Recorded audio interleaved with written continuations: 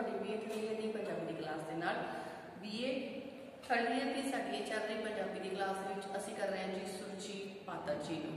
ਸੁਰਜੀਤ ਪਾਤਰ ਜੀ ਦੀਆਂ ਰਚਨਾਵਾਂ ਜਿਹੜੀਆਂ ਹਨ ਜਿਨ੍ਹਾਂ ਦੇ ਵਿੱਚੋਂ ਹੁਣ ਘਰਾਂ ਨੂੰ ਵਰਤਣਾ ਜਿਹੜਾ ਹੈ ਰਚਨਾ ਸੀ, ਜਿਸ ਦੇ ਵਿੱਚ ਇੱਕ ਜੁਝਾਰੂ ਯੋਧਾ ਜੋ ਕਿ ਆਪਣੇ ਘਰ ਤੋਂ ਬਹੁਤ ਸਮਾਂ ਪਹਿਲਾਂ ਜਿਹੜਾ ਹੈ ਦੂਰ ਹੋ ਚੁੱਕਾ ਹੈ ਤੇ ਅੱਜ ਜੋ ਵਰਤਮਾਨ ਸਮਾਂ ਹੈ, ਵਰਤਮਾਨ ਸਮੇਂ ਦੇ ਵਿੱਚ ਉਸਦੀ ਹਾਲਤ ਜਿਹੜੀ ਹੈ ਉਹ ਬਹੁਤ ਜ਼ਿਆਦਾ ਬਦਲ ਚੁੱਕੀ ਹੈ। ਅਤੀਤ ਤੇ ਵਰਤਮਾਨ ਦੇ ਵਿੱਚ ਬਹੁਤ ਜ਼ਿਆਦਾ ਫਰਕ ਪੈ ਚੁੱਕਿਆ ਹੈ ਤੇ ਉਸ ਦੇ ਲਈ ਹੁਣ ਅੱਜ ਜਿਹੜਾ ਹੈ ਇੰਨੇ ਸਮੇਂ ਬਾਅਦ ਆਪਣੇ ਘਰ ਨੂੰ ਵਰਤਣਾ ਜਿਹੜਾ ਹੈ ਮੁਸ਼ਕਿਲ ਲੱਗ ਰਿਹਾ ਹੈ। ਸੋ ਇਸ ਤਰ੍ਹਾਂ ਦੇ ਕੁਝ ਖਿਆਲ ਜਿਹੜੇ ਸਨ ਉਹਨਾਂ ਨੇ ਸਾਡੇ ਸਾਹਮਣੇ ਰੱਖੇ ਸਨ। ਹੁਣ ਘਰਾਂ ਨੂੰ ਵਰਤਣਾ ਜਿਹੜੀ ਰਚਨਾ ਸੀ ਜੋ ਕਿ ਅਸੀਂ ਸਾਡੀ ਕੱਲ੍ਹ ਦੀ ਕਲਾਸ ਦੇ ਵਿੱਚ ਕੀਤੀ ਸੀ।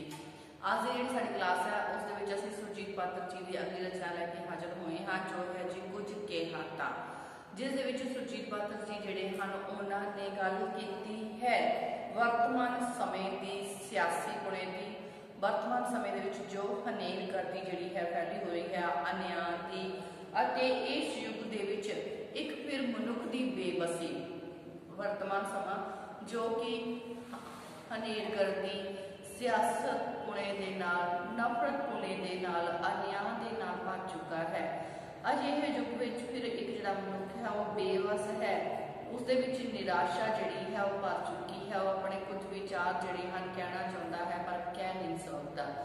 ਸੋ ਕਿਹੜੇ ਵਿਚਾਰ ਹਨ ਜਿਨ੍ਹਾਂ ਨੂੰ ਜਿਹੜਾ ਕਵੀ ਹੈ ਕਹਿਣਾ ਚਾਹੁੰਦਾ ਹੈ ਤੇ ਕੀ ਕੁਝ ਕਹਿਣਾ ਚਾਹੁੰਦਾ ਹੈ, ਉਹ ਜਿਹੜਾ ਸਾਡਾ ਕਵੀ ਹੈ ਸੁਰਜੀਤ ਪਾਤਰ ਜੀ ਉਹਨਾਂ ਨੇ ਸਾਡੇ ਸਾਹਮਣੇ ਰੱਖੇ ਹਨ ਆਪਣੀ ਰਚਨਾ ਕੁਝ ਕਿਹਾ ਤਾਂ। ਸੋ ਸ਼ੁਰੂ ਕਰਨ ਜਾ ਰਹੇ ਹਾਂ। ਕਹਿੰਦੇ ਕੁਝ ਕਿਹਾ ਤਾਂ ਹਨੇਰਾ ਜਰੇਗਾ ਕਿਵੇਂ, ਕੁਝ ਕਿਹਾ ਤਾਂ ਹਨੇਰਾ ਜਰੇਗਾ ਕਿਵੇਂ, ਚੁੱਪ ਰਿਹਾ ਤਾਂ ਸ਼ਮਾਦਾਨ ਕੀ ਕਹਿਣਗੇ, ਮੇਰੇ ਗੀਤ ਦੀ ਮੌਤ ਇਸ ਰਾਤ ਜੇ ਹੋ ਗਈ, ਮੇਰਾ ਜੀਣਾ ਮੇਰੀ ਯਾਦ ਕਿੰਝ ਸਹਿਣਗੇ। ਸੋ ਇੱਕ ਆਪ ਟੋਟਾ ਪਹਿਲਾਂ ਪ੍ਰਸੰਗ ਕਰਾਂਗੇ ਜੀ। ਇੱਕ ਆਪ ਟੋਟਾ ਸਾਡੀ ਪਾਠ ਪੁਸਤਕ ਨਵੇਂ ਦਰਸ ਖਾਤੇ ਵਿੱਚ ਦਰਜ ਸੁਰਜੀਤ ਪਾਤਰ ਜੀ ਦੁਆਰਾ ਰਚਿਤ ਜਿਹੜੀ ਰਚਨਾ ਹੈ ਕੁਝ ਕਿਹਾ ਤਾਂ ਵਿੱਚੋਂ ਲਿਆ ਗਿਆ ਹੈ। ਇਹ ਇੱਕ ਗਜ਼ਲ ਹੈ ਕੁਝ ਕਿਹਾ ਤਾਂ। ਇਸ ਦੇ ਵਿੱਚੋਂ ਜਿਹੜੀਆਂ ਸਤਰਾਂ ਹਨ ਉਹ ਲਈਆਂ ਗਈਆਂ ਹਨ। ਇਸ ਗਜ਼ਲ ਦੇ ਵਿੱਚ ਕਵੀ ਨੇ ਵਰਤਮਾਨ ਸਮੇਂ ਦੇ ਵਿੱਚ ਫੈਲੀ ਹੋਈ ਹਨੇਰਗਰਦੀ ਦੀ ਗੱਲ ਕਰਦੇ ਹੋਏ, ਅਨਿਆਂ ਦੀ ਗੱਲ ਕਰਦੇ ਹੋਏ, ਇਸ ਯੁੱਗ ਦੇ ਵਿੱਚ ਜਿਹੜੀ ਹੈ ਮਨੁੱਖਾਂ ਦੇ ਅੰਦਰ ਬੇਬਸੀ ਤੇ ਜੋ ਨਿਰਾਸ਼ਾ ਭਰੀ ਹੋਈ ਹੈ ਉਸ ਨੂੰ ਸਾਡੇ ਸਾਹਮਣੇ ਜਿਹੜਾ ਹੈ ਵਰਣਨ ਕੀਤਾ ਹੈ। ਸੋ ਕਵੀ ਜਿਹੜਾ ਹੈ ਉਹ ਕਹਿ ਰਿਹਾ ਹੈ ਕਿ ਜੇਕਰ ਮੈਂ ਆਪਣੇ ਗੀਤਾਂ ਦੇ ਵਿੱਚ ਸੱਚੀ ਗੱਲ ਕਹੀ ਤਾਂ ਹਨੇਰਾ ਫੈਲਾਉਣ ਵਾਲੀਆਂ ਸ਼ਕਤੀਆਂ ਜਿਹੜੀਆਂ ਹਨ ਉਹ ਇਸ ਨੂੰ ਬਰਦਾਸ਼ਤ ਨਹੀਂ ਕਰ ਸਕਣਗੀਆਂ। ਜੇਕਰ ਮੈਂ ਆਪਣੇ ਗੀਤਾਂ ਦੇ ਵਿੱਚ ਕੁਝ ਸੱਚੀ ਗੱਲ ਕਹਿ ਦਿੰਦਾ ਹਾਂ ਤਾਂ ਕਹਿੰਦੇ ਜਿਹੜੀਆਂ ਹਨੇਰਾ ਫੈਲਾਉਣ ਵਾਲੀਆਂ ਸ਼ਕਤੀਆਂ ਹਨ ਉਹ ਇਸ ਗੱਲ ਨੂੰ ਬਰਦਾਸ਼ਤ ਨਹੀਂ ਕਰ ਸਕਣਗੀਆਂ। ਪਰ ਜੇਕਰ ਮੈਂ ਚੁੱਪ ਰਿਹਾ ਤਾਂ ਕਹਿੰਦੇ ਅਸਲੀਅਤ ਦਾ ਚਾਨਣ ਫੈਲਾਉਣ ਵਾਲੀਆਂ ਜਿਹੜੀਆਂ ਸ਼ਕਤੀਆਂ ਹਨ, ਸ਼ਮਾਦਾਨ ਰੂਪੀ ਜਿਹੜੇ ਵਿਅਕਤੀ ਹਨ, ਕਹਿੰਦੇ ਉਹ ਮੈਨੂੰ ਆਪਣੀ ਆਲੋਚਨਾ ਦਾ ਸ਼ਿਕਾਰ ਬਣਾ ਲੈਣਗੇ। ਮੈਂ ਉਹਨਾਂ ਦੀ ਆਲੋਚਨਾ ਦਾ ਪਾਤਰ ਬਣ ਜਾਵਾਂਗਾ ਜੇਕਰ ਇਸ ਅਗਿਆਨਤਾ ਅਤੇ ਹਨੇਰੇ ਦੇ ਜਿਹੜਾ ਹੈ ਹਨੇਰੇ ਦੇ ਪ੍ਰਸਾਰ ਨੂੰ ਹਨੇਰਾ ਵਧਾਉਣ ਵਾਲੀਆਂ ਜਿਹੜੀਆਂ ਸ਼ਕਤੀਆਂ ਹਨ ਕਹਿੰਦੇ ਉਹਨਾਂ ਨੂੰ ਮੈਂ ਉਹਨਾਂ ਦੇ ਲਈ ਇਸ ਰਾਤ ਵਿੱਚ ਕਹਿੰਦੇ ਜੇਕਰ ਮੇਰੇ ਗੀਤ ਦੀ ਮੌਤ ਹੋ ਗਈ ਕਹਿੰਦੇ ਜੇਕਰ ਇਸ ਅਗਿਆਨਤਾ ਅਤੇ ਹਨੇਰੇ ਦੇ ਵਿਚਕਾਰ ਕਹਿੰਦੇ ਜੋ ਇਹ ਰਾਤ ਫੈਲੀ ਹੋਈ ਹੈ, ਇਸ ਰਾਤ ਮੇਰੇ ਗੀਤ ਦੀ ਮੌਤ ਹੋ ਗਈ, ਭਾਵ ਮੈਂ ਆਪਣਾ ਗੀਤ ਨਾ ਗਾ ਸਕਿਆ, ਮੇਰਾ ਗੀਤ ਖਤਮ ਹੋ ਗਿਆ, ਉਸਦੀ ਮੌਤ ਹੋ ਗਈ, ਮੈਂ ਆਪਣਾ ਗੀਤ ਨਾ ਗਾ ਸਕਿਆ, ਤਾਂ ਮੇਰੇ ਜਿਹੜੇ ਦੋਸਤ ਹਨ ਕਹਿੰਦੇ ਜਿਨ੍ਹਾਂ ਨੇ ਮੇਰੇ ਤੋਂ ਕੁਝ ਆਸ ਲਗਾ ਰੱਖੀ ਹੈ, ਮੇਰੇ ਦੋਸਤ ਫਿਰ ਇਸ ਮੇਰੀ ਕਮਜ਼ੋਰੀ ਨੂੰ ਕਦੇ ਵੀ ਸਹਿਣ ਨਹੀਂ ਕਰ ਸਕਣਗੇ, ਬਰਦਾਸ਼ਤ ਨਹੀਂ ਕਰ ਸਕਣਗੇ ਤੇ ਮੈਨੂੰ ਆਪਣੀ ਆਲੋਚਨਾ ਦਾ ਸ਼ਿਕਾਰ ਬਣਾਉਣਗੇ। ਮੈਨੂੰ ਉਹਨਾਂ ਦੀ ਆਲੋਚਨਾ ਜਿਹੜੀ ਹੈ ਉਹ ਸਹਿਣੀ ਪਵੇਗੀ। ਸੋ ਅੱਗੇ ਕਹਿੰਦੇ ਹਨ ਕਿ ਇਸ ਅਦਾਲਤ ਵਿੱਚ ਬੰਦੇ ਬਿਰਖ ਹੋ ਗਏ, ਫੈਸਲੇ ਸੁਣਦਿਆਂ ਸੁੱਕ ਗਏ, ਆਖੋ ਇਹਨਾਂ ਨੂੰ ਉਜੜੇ ਕਰੀਮ ਜਾਣ ਹੁਣ ਇਹ ਕਦੋਂ ਤੱਕ ਇੱਥੇ ਖੜੇ ਰਹਿਣਗੇ। ਸੋ ਜਿਹੜਾ ਕਵੀ ਹੈ ਅੱਗੇ ਕਹਿੰਦਾ ਹੈ ਕਿ ਸਾਡਾ ਜਿਹੜਾ ਦੇਸ਼ ਹੈ ਉਸ ਦੇਸ਼ ਦੇ ਵਿੱਚ ਸਿਆਸੀ ਲੋਕਾਂ ਦੀਆਂ ਖੁਦਗਰਜ਼ੀਆਂ ਦੇ ਕਾਰਨ ਕਿਸੇ ਨੂੰ ਵੀ ਨਿਆਂ ਨਹੀਂ ਮਿਲ ਰਿਹਾ। ਕਹਿੰਦੇ ਇੱਥੇ ਅਦਾਲਤਾਂ ਦੇ ਲੋਕਾਂ ਦੇ ਝਗੜਿਆਂ, ਅਦਾਲਤਾਂ ਦੇ ਵਿੱਚ ਲੋਕਾਂ ਦੇ ਝਗੜੇ ਜਿਹੜੇ ਹਨ ਉਹ ਦਿਨ ਪ੍ਰਤੀ ਦਿਨ ਲਮਕਾਏ ਜਾ ਰਹੇ ਹਨ। ਕਿਸੇ ਨੂੰ ਅਨਿਆਂ ਨਹੀਂ ਮਿਲ ਰਿਹਾ। ਅਦਾਲਤਾਂ ਵਿੱਚ ਆਪਣੇ ਫੈਸਲਿਆਂ ਨੂੰ ਸੁਣਨ ਦੀ ਉਡੀਕ ਕਰਦੇ ਕਰਦੇ ਬੰਦੇ ਬ੍ਰਿਸ਼ ਜਿਹੜੇ ਬ੍ਰਿਖਾਂ ਵਾਂਗੂ ਜੜ ਵਸਤੂ ਬਣ ਕੇ ਖੜੇ मतलब जड़ वस्तु बन चुके हैं। सो कवि कहता है कि आखिर जो लोग बिल्कुल ही सुक गए हैं उन्होंने इंसाफ जिहड़ा है नहीं दिता गया। कहते इन्हां लोकां नूं हुण कह दो कि ये फैसले सुनने के लिए इत्थे होर खड़े ना रहन, क्योंकि इत्थे इन्हां दे खड़े रहने का कोई भी फायदा नहीं है। ये फैसले की उड़ीक ना करन, सगों इन्हां नूं अपने घरां दे विच चुपचाप अपने घरां नूं वापस चले जाना चाहिए है, क्योंकि इत्थे अदालतां दे फैसलियां नूं पता नहीं कितना समा होर लग जाएगा। सो इस करके उन्होंने अपने फैसलों की उड़ीक नहीं करनी चाहिए, सगों अपने जिहड़े घरां नूं वापस चले जाना चाहिए है। कहते यार मेरे जो इस आस से बैठ गए कि मैं उन्हां दे दुखों का बनावांगा गीत, जे मैं चुप रहा जे मैं कुछ ना कहा, कहते बन के रूहां सदा भटकते रहणगे। सो जिहड़ा कवि है अपने यार दोस्तों की गल करता हुआ कहता है कि मेरे जिहड़े यार दोस्त हैं जो इस आस उत्ते जबर दा शिकार हो के मर गए हैं कि मैं उन्हां दे दुखों का कदे गीत बना के दुनिया के सामने रखांगा। कहते जेकर मैं अजिहा ना कर सकिया, मैं चुप ही रह गया, मैं उन्हां दे दुखों के संबंधित कुछ गीत विच कुछ भी ना कहा, तो मैनू डर है कि वो असंतुष्ट रूहां बन के कहते सदा ही भटकते रह जाएंगे ते उन्हां दी गति कदे भी नहीं हो सकेगी।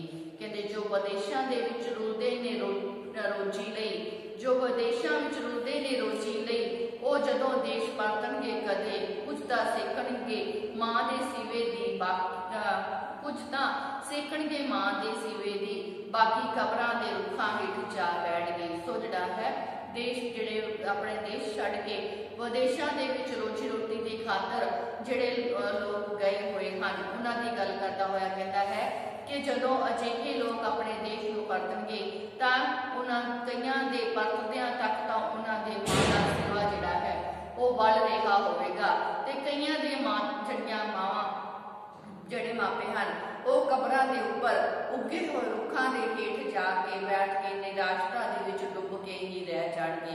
कई तां अपनी मां दे सीवे की अग सेकणगे ते कई जिहड़े अजिहे हैं जो कबरां दे उत्ते बने हुए दरख्तां उगे हुए दरख्तां की छावें ही बैठ के निराशा का पात्र बन जाणगे।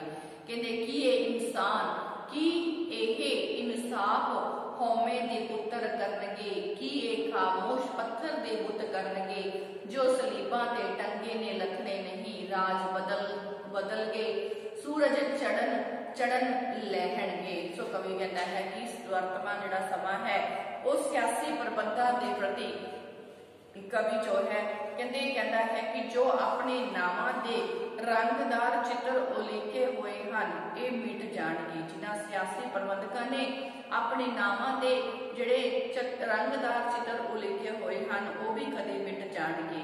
जिन्हां द्वारा संगमरमर के बुत बनाए गए हैं, कहते संगमरमर के अपने नाम उतरे हुए हैं, पत्थर लाए गए हैं, पत्थरों के बुत लाए रहे हैं वो भी सदा कायम नहीं रहणगे। जद राज प्रबंध बदलिया नवे लोग आगू जो शब्द हवा दे विच लिख देणगे ओहो ही सदा कायम रहणगे। अर्थात लोग अपने लोक हितकारी कम्मां सदका वो सदा ही अमर हो जाणगे।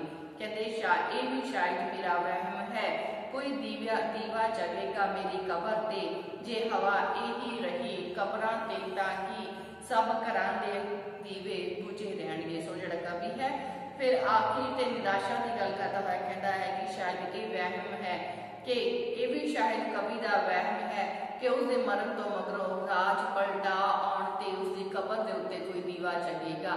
अर्थात वो कहना कवि कहता है कि उसके विचारों की कोई मानता होगी, शायद ये भी उसका भी वहम है। जेकर कबरां उत्ते इहो ही हवा चलती रही, भाव जेकर जबर जुल्म अन्याय हनेर करदी इसे तरह कायम रही तो कवि कहना कि मैनू डर है कि किते कबरां उपर कोई दीवा तक ही जलना है, सब घरां दे दीवे जिहड़े हैं वो जगते नहीं रहणगे। भाव हनेरगर्दी जबर जुल्म के कारण इंसानियत जिहड़ी है वो खत्म होंदी चली जाएगी। सो ये सीगी जी सुरजीत पातर जी की लिखी रचना कुछ कहा था उस तो बाद जी अगली रचना है वो असीं करांगे वो है जी खतां दी उड़ीक। तो पहला असीं की कुछ कहा तां अगली है खतां दी उड़ीक। सो जी बात अगली रचना पहली रचना खत्म हो चुकी है कुछ कहा तां, उस तो बाद अगली असीं करन जा रहे हैं खतां दी उड़ीक। सो खतां दी उड़ीक जिहड़ी है इस दे विच जिहड़ा है एक बेगानी नगरी मतलब विदेश के विच गया हुआ जिहड़ा मनुख है वो उसके द्वारा खत की उड़ीक की जा रही है जिहदे विच वो सोचता है कि उसकी पत्नी महबूबा मां भैन किसी का जिहड़ा खत है वो आवेगा ते वो इस खत की उड़ीक जिहड़ी है वो कर रहा है। सो शुरू करन जा रहे हैं खतां दी उड़ीक। कहंदे इस नगरी ते राजी नहीं लगता एक चढ़ती एक लैंदी है तेन रोज उड़ीक खतां दी सिखर दुपहरे लैंदी है। सो जिहड़ा कवि है बेगानी नगरी दे विच बैठा है, बेगानी नगरी दे विच बैठा हुआ मनुख कहता है कि ये जिहड़ी नगरी है इस दे विच हुण मेरा दिल नहीं लगता है। कहते उसका दिल जिहड़ा है उस दिल विच बहुत सारे उतार चढ़ाव आउंदे जांदे रहंदे हन ते उसनूं सिखर दुपहरे भी खतां दी उड़ीक जिहड़ी है वो लगी रहंदी है। इस समय भी वो चाहता है कि उसनूं किसी का खत आ जाए, बैठा वो इस समय भी खतां दी उड़ीक करता रहता है। कहते एक खत आवे धुप दा लिखिया मेहंदी रंगे पन्ने ते तेरे वेड़े बूटा बन के उग आवां जे मन्ने ते। एक खत आवे जिस विच होवे तरला किसे जवानी दा देखी चेता भुल ना जाए दित्ती प्यार निशानी दा। सो जिहड़ा मनुख है वो बेगानी नगरी च बैठा हुआ कल्पना करता है ते खतां दी उड़ीक करता हुआ कहता है कि एक खत उसनूं उसकी खूबसूरत पत्नी दा मेहंदी रंगे हत्थां नाल लिखे हुए सफ़े उपर आवेगा। कहते जिस दे विच ओह अपना प्यार जिहड़ा है जाहिर करती हुई कहेगी कि जेकर उसके मन ओ मन्ने जेकर वो मन जावे तां ओह उसके वेड़े दे विच बूटा बन के उग पवे। वो एक अजिहे खत की फिर वो एक दूसरा अजिहे खत की उड़ीक करता है जिस विच किसी जवान महबूबा के द्वारा तरला जिहड़ा है तरला किया गया होगा कि वो किते उसकी दिती हुई प्यार की निशानी नूं किते भुल ही ना जावे। फिर कहते एक खत आवे जिस विच होवे तेरे नाम इतिहास दा बोल तेरी रचना दी वडियाई तू ते पीलू कोलो कोल। कहते एक खत आवे मां जाई दा बाज विजोगण लुटे भी वीरा पत शरीहां दे बज गए मेरे महबूब ते भी। सो जिहड़ा है कवि जिहड़ा है कि कहता है कि जिहड़ा मनुख है वो बैठना मतलब खतां की उड़ीक करता है, खतां की उड़ीक करता हुआ कहता है कि उसनूं लगता है कि उसनूं एक खत आवेगा उस दे काव्य प्रशंसकां दा जो उस दे मतलब उस दे पसंद करने वाले हैं जो उसके काव्यक प्रशंसक हैं जो उसकी प्रशंसा करने वाले हैं जिस विच उन्हां कविता की प्रशंसा करने वालियां दा दे लई बिल्लू के बराबर जिहड़ा है बन के बैठ जाएगा। मतलब उसका जिहड़ा दर्जा है बिल्लू के बराबर का उसनूं दर्जा दे दिता जाएगा। उसकी रचनावां की बहुत ज़्यादा महत्व होगा। इत्थे उसकी रचनावां के बारे में कहा जाएगा कि इतिहासिक गल जिहड़ी है इन्हां दे विच जिहड़ी है कही गई है कि ओह ते पीलू जिहड़े हन उन्हां दी रचनावां जिहड़ियां हन वो बिल्कुल ही कोलो कोल जिहड़ियां मतलब एक दूजे दे नाल लगदियां पसंद कीतियां जा रही हैं। उसके जिहड़े प्रशंसक हन वो उसकी बहुत ज़्यादा प्रशंसा कर रहे होणगे ते उसनूं पीलू दा दर्जा दे रहे होणगे। फिर वो अगे जिहड़ा है सोचता है कि एक होर खत आवेगा वो आवेगा उसकी मां चाई भैन दा। फिर कहता है एक खत आवे मां चाई भैन दा भी खत जिहड़ा है वो उड़ीकदा है जिहड़ी उसनूं लंबे समय तो जिसके घर दे विच कोई बच्चा जिहड़ा है उसने जन्म नहीं लिया ते जिस कारण वो उदास रहती है कि उसके खत विच फिर वो खुशी भरी खबर जिहड़ी है लिख के भेजेगी कि उसके घर विच भी बच्चा होने करके उसके बूहे के उपर शगना के जिहड़े पत्ते हैं वो बचे गए हैं भाव उसकी भैन के घर का पुत्र का जन्म होया है। सो अपने भैन की खत की उड़ीक जिहड़ी है वो करता है। सो अगे चलते जी कहते एक खत आवन कहते एक खत आव ਤਾਂ सर पर लिख लिख लोकी पावणगे तेरे इच्छत खत ने ऐ पर होर किसे घर जावणगे पर तू आस ना छड्डी आखर तेनू भी खत आवेगा तेनू भी खत आवेगा तेरा लगदा कोई तो आखर तेनू भी खत पावेगा। सो जिहड़ा कवि है कहते जी है कहता है कि उसनू खत ना मिलन ते जदों मतलब उदास हो जाएगा तो उसनू उदास ना हो के सगों उड़ीक करन की जिहड़ी गल है इस पैराग्राफ विच कीती है। कहते कवि कहता है कि उस महबूबा काव परसंस का मां जाई भैन देखा वो सारे खत तां पाउणगे कहते पर खत वो ਜਿਹੜੇ ਹਨ ਉਹ ਚਾਹੁੰਦਾ ਹੈ ਕਹਿੰਦੇ ਪਰ ਖਤ ਉਹ ਚਾਹੁੰਦਾ ਹੈ ਕਿ ਉਸ ਵੱਲ ਨਹੀਂ ਆਉਣਗੇ ਸਗੋਂ ਕਿਸੇ ਦੇ ਹੋਰ ਘਰ ਵੱਲ ਚਲੇ ਜਾਣਗੇ। ਉਹ ਸੋਚਦਾ ਹੈ ਕਿ ਇਹ ਖਤ ਸ਼ਾਇਦ ਉਸਦੇ ਕੋਲ ਨਹੀਂ ਆਉਣਗੇ ਸਗੋਂ ਕਿਸੇ ਦੇ ਹੋਰ ਘਰ ਵੱਲ ਚਲੇ ਜਾਣਗੇ ਪਰ ਫਿਰ ਵੀ ਉਸ ਨੂੰ ਆਸ ਨਹੀਂ ਛੱਡਣੀ ਚਾਹੀਦੀ। ਆਖਰ ਖਤ ਉਸ ਨੂੰ ਵੀ ਆਵੇਗਾ उसका भी कोई साथ संबंधी होगा जो कि उसनू जरूर खत लिखेगा। फिर कहते खत आवेगा रात बराते खत आवेगा अम्मी दा पुत्रा इउं नहीं भुल जाएगा जेड़ी कुखों जम्मी दा खड़ा खलोता हाल तां पुछ जा बुढ़ी जान निकम्मी दा उमरा वांगू अंत भी हुंदा किसे उदासी लम्मी दा। सो अखीर फिर वो कहता है कि जदों उसनू अपनी मां का खत जिहड़ा है आवेगा तो उस समय जिहड़ी है वो गल करता होया कहता है कहते इस बेगानी नगरी दे विच जिहड़ा है बैठा मनुख है वो कहता है कि उसनू होर भावें किसी का खत आवे जां ना आवे होर किसी का खत आवे भावें ना आवे पर उसनू एक खत की उड़ीक है जो कि कहता उसकी मां का है पर उसनू एक खत जरूर आवेगा। वो खत उस जड़ा है वो खत जड़ा उसकी मां का है जिस दे विच लिखिया होवेगा कि उसनू उस मां नू नहीं भुलना चाहिए जिसकी कुख तो उसने जन्म लिया है।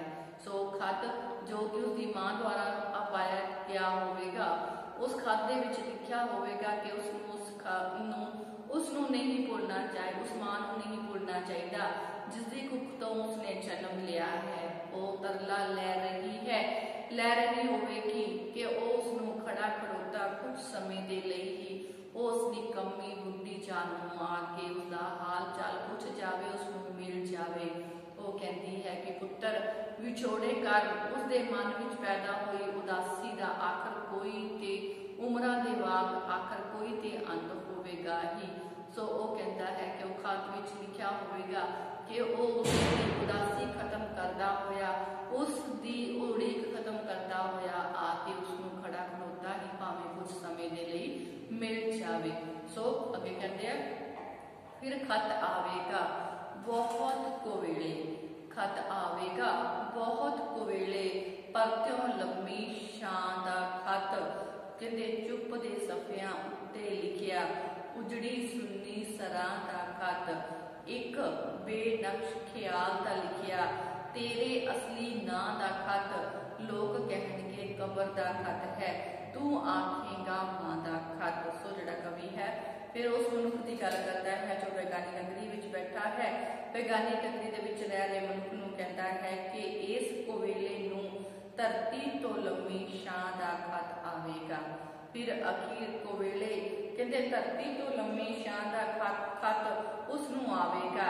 एक खत उजड़ी सुन्नी सरा अर्थात भाव कबर दा खत होवेगा जो कि चुप दे सफियां दे ऊपर लिखिया होया होवेगा। एक खत शक्ल सूरत रहत होवेगा लोग कहणगे कि एक कबर दा खत आया है पर वो कहेगा कि ये उसकी मां दा खत है जो कि उसकी उड़ीक कर रही है। सो खत खुलेगा खत विचों एक हाथ उठेगा शाम जिहा तेरे पिंजर नूं खोलेगा बेकिरना बेलगाम जिहा तेरे अंदरों चीज उठेगी मच जाओ कोहराम जिहा तेरे अंदरों पंछी उड़ उड़ डर जाओ आसमान जिहा कहते जिहा कदी नहीं सी उठिया उठू दर्द बेनाम जिहा, पर फिर तेरी तपदी रूह नूं आ जाऊ आराम जिहा। सो कवि जिहड़ा है वो बेगानी नगरी दे विच रह रहे मनुख नूं दसदा है कि जदों वो कबर दे खत नूं मां दा खत समझ के खोलेगा ते उस दे विचों एक काला जिहा हथ उठेगा जो उसके शरीर के पिंजर नूं बड़ी बेआराम अते बेदर्दी नाल फड़ोलेगा। और इस समय उसके अंदरों एक चीख उठेगी अते चीख चारे पासे चीख चिहाड़ा मच जाएगा। इस नाल उसके अंदरों जिंदगी के पंछी उड़नगे ते सारा आसमान भर जाएगा। उसके अंदरों एक अजिहा बेनाम जिहा दर्द उठेगा जो अगे कदे भी नहीं सी उठिया। कहते इस पिछों उसकी मौत हो जाएगी जिस दे नाल उसकी दुखी रूह नूं एक आराम जिहा आ जाएगा। उस तो मगरों ना कोई नगरी ना कोई सांझ सवेरा ही, ना कोई फिर उड़ीक खतां दी, ना कोई तू ते ना तेरा जी। सो जिहड़ा है अगे जिहड़ा कवि है लास्ट पैरे की गल करता है।